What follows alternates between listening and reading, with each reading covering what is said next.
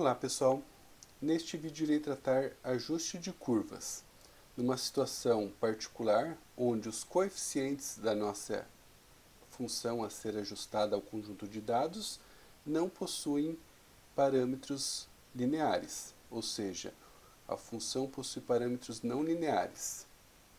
Uma situação clássica disto é numa função chamada exponencial, que dentre outras coisas servem para ajustar um conjunto de dados vindo de um crescimento populacional sob certas condições.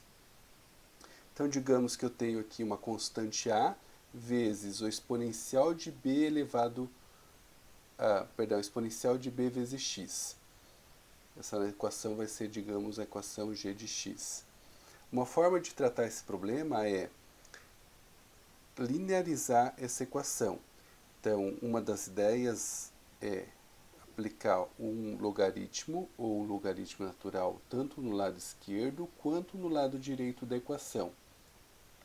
Então, se eu fizer isso, fico com o logaritmo da função, o dos valores de y, é aproximadamente o logaritmo de a vezes o exponencial de bx. Eu faço isso porque os logaritmos possuem a propriedade de que o produto de termos que estão dentro do logaritmo podem ser reescritos como a soma dos logaritmos de cada termo desse produto. Então a gente tem o logaritmo de a mais o logaritmo de exponencial de bx. Além disso, exponencial de bx, base e elevado a bx, pode ser escrito como bx vezes logaritmo natural de e. Neste caso é 1. Então ficamos com o logaritmo de a mais b vezes x, que vai ser a nossa função linearizada agora, g maiúscula de x. Então, se eu observar que eu tenho uma constante ln de a, chamar essa constante de a barra, uma variável auxiliar a barra, e o nosso ln, o logaritmo natural do nosso f de x, denotando ele por y barra, nós podemos escrever a nossa equação a barra mais b vezes x igual a y barra. Ou seja, nós temos uma equação linear a ser resolvida a partir de agora, que tem uma relação com o problema original. A partir disso, a gente pode aplicar a mesma teoria que a gente viu em vídeos anteriores. Uma outra situação hipotética, quando temos f de x aproximadamente 1 sobre a mais bx. Então, digamos que essa nossa g de x, uma forma de resolver isso, em vez de ter f de x, eu pegar 1 sobre f de x. Desta forma, eu vou ter 1 dividido por esse termo, ou seja, a mais bx. Então, esse problema agora está linearizado em relação aos parâmetros a e b. Então, essa vai ser a nossa g maiúscula de x, problema linearizado. Um terceiro exemplo, se eu tiver f de x aproximadamente raiz quadrada de a mais bx. Então, tomando essa como nossa g de x, a nosso problema não linearizado, eu posso aplicar o quadrado tanto na f de x quanto na raiz de a mais bx, e com isso eu vou ter f de x elevado ao quadrado aproximadamente a mais b vezes x. Então, novamente, um problema linearizado em relação aos parâmetros a e b. Partindo agora para um exercício prático, aplicando essa teoria neste quarto exemplo. Então, a tabela abaixo fornece os valores observados de pressão de certa massa de gás correspondente a diversos valores de volume.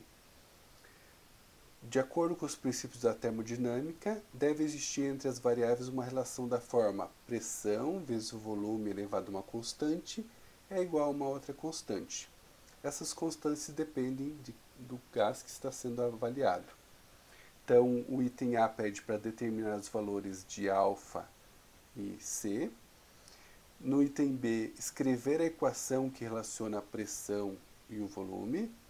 E no item C, estimar a pressão para o volume igual a 100 polegadas cúbicas. Então, utilizando como base esses valores de volume e esses valores de pressão, o primeiro passo que a gente vai ter que fazer é linearizar a nossa equação. Nós temos pressão vezes volume elevado a uma constante igual a uma outra constante. Uma das formas de fazer isso é aplicar o logaritmo, no caso aqui na base 10, mas poderia ser qualquer base, inclusive o logaritmo natural. Neste caso, eu vou aplicar o logaritmo da base 10 em ambos os lados da equação. Então, eu vou ficar com o logaritmo de P vezes V elevado a alfa igual ao logaritmo de C. Então, novamente aqui, lembrando das propriedades de logaritmo, eu posso separar esse produto na soma dos logaritmos. Então, eu tenho o logaritmo de P mais logaritmo de V elevado a alfa, igual logaritmo da constante C. Que, por sua vez, essa potência alfa pode ser colocada como um coeficiente do logaritmo. Então, a gente tem agora alfa vezes log de V no segundo termo. E para finalizar, eu posso deixar o logaritmo da pressão do lado esquerdo e colocar para o lado direito o alfa logaritmo de V. Dessa forma, eu fico com menos alfa logaritmo de V.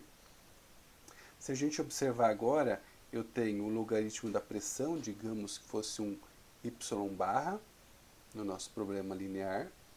Eu tenho o logaritmo da constante C, que é uma constante que não está sendo multiplicada por uma das variáveis, nem o P nem o V. Então, vou chamar ela de A barra. E eu tenho menos alfa, que está multiplicando o logaritmo de V, que eu vou chamar de B barra. E tenho o log de V, que eu vou chamar de X barra. Então, fazendo essa nova notação, eu observo que a nossa equação linearizada vai ser o y barra igual a barra mais b barra vezes o x barra. Então, o próximo passo é descobrir quem são os valores de y barra, que são dados pelo logaritmo da pressão lá na tabela, quem são os valores de x barra, que são dados pelo logaritmo do volume lá da tabela. Então, aqui a gente tem os vários valores de x barra, calculados através do logaritmo do volume, vários valores de y barra, calculados através do logaritmo da pressão, o somatório de x barra, o somatório de y barra, e os resultados para cada um dos valores de x barra ao quadrado e para cada um dos valores de x barra vezes o respectivo y barra, e os seus respectivos somatórios.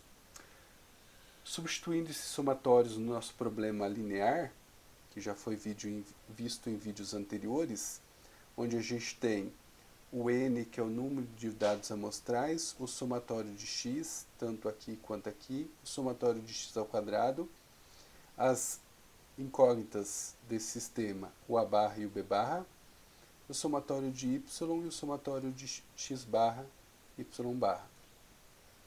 Então, neste caso, a gente obtém esse sistema linear a ser resolvido. Então, podemos escolher algum método para resolver esse sistema linear e obter esses resultados. A constante, a incógnita, a barra, vai ser 4,2034 e o b barra, menos 1,4042. Então, observe que até agora eu resolvi apenas o problema linearizado. Então, o próximo passo é voltar para o problema original. Então, a gente sabe agora o A barra e o B barra e sabe também que o A barra é o logaritmo da constante C. Dessa forma, eu sei que o logaritmo da constante C é 4,2034. Então, eu tenho que isolar a C nessa igualdade, constante C, aplicando a base 10 em ambos os lados. Então, eu fico com C igual 10 elevado a 4,2034. Isso me dá um resultado de aproximadamente 15.971, ou melhor, 15.972. B barra, por sua vez, é igual ao menos alfa. Então, como eu tenho menos 1,4042 para o B barra, o menos alfa vai ser esse valor. Consequentemente, o alfa vai ser 1,4042. Então, determinamos o alfa e a constante C. O próximo passo é montar a nossa equação que descreve a relação entre a pressão e o volume, substituindo aqui o alfa e o C. Então, é esse nosso modelo matemático que relaciona pressão e volume. O item C pede qual que é a pressão quando o volume do gás for 1000. Então eu tenho, quando o volume do gás for 100.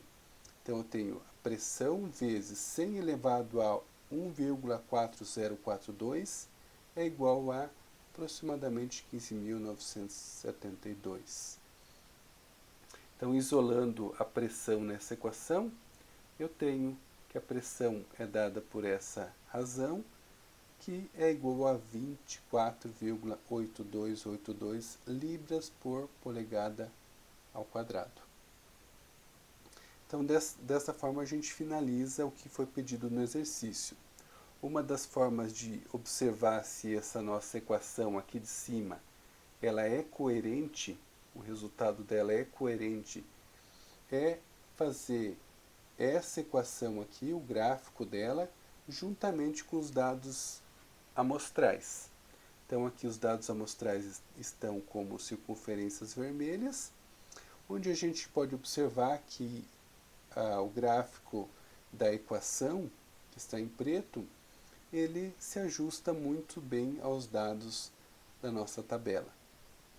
Com isso a gente consegue observar que existe uma coerência grande no resultado que a gente obteve em relação ao que foi pedido.